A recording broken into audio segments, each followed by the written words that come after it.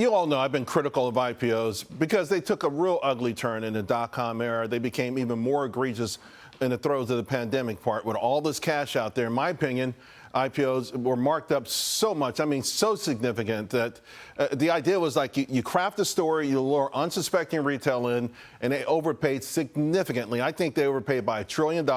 That's why all the biggest yachts in the world are in Silicon Valley. IPO market finally slowed down, and I was hoping maybe Silicon Valley's greed would maybe slow a little bit. Now, we've got behind us last week's winners and losers. You don't know these names, right? So it's not really back. In fact, for the year, the Renaissance IPO index is trailing the S&P 500 by a pretty hefty margin. You can see the blue line and the yellow line there. But did the big earnings beat from Reddit maybe change everything for IPOs? Joining me now, Cleo Capital Managing Director Sarah Kunst. And Sarah, you know, I mean, listen, were they popping champagne out in Silicon Valley? Honestly, I was completely shocked when Reddit had a pretty good earnings report and the stock went up.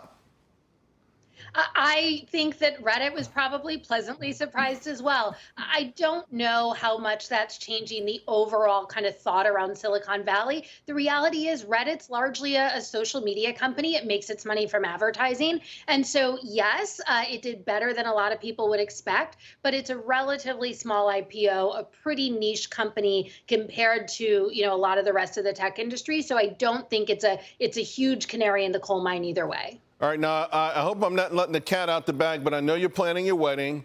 And from what I understand, by the way, if you're going to change the name to Williams or something, because I only get your name right every like 1 out of 3 times, right? The last name. But you're saying that Meta is actually taking share from Reddit rather. And it's interesting because right now everyone's in this sort of hate Mark Zuckerberg mode again. Is that creating an opportunity?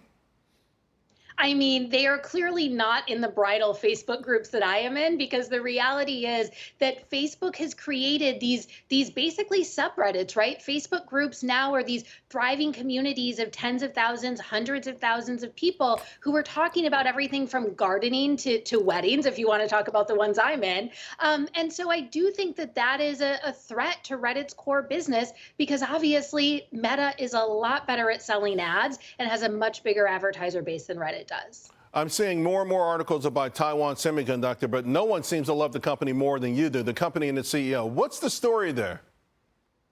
I really like that company. I really like that CEO.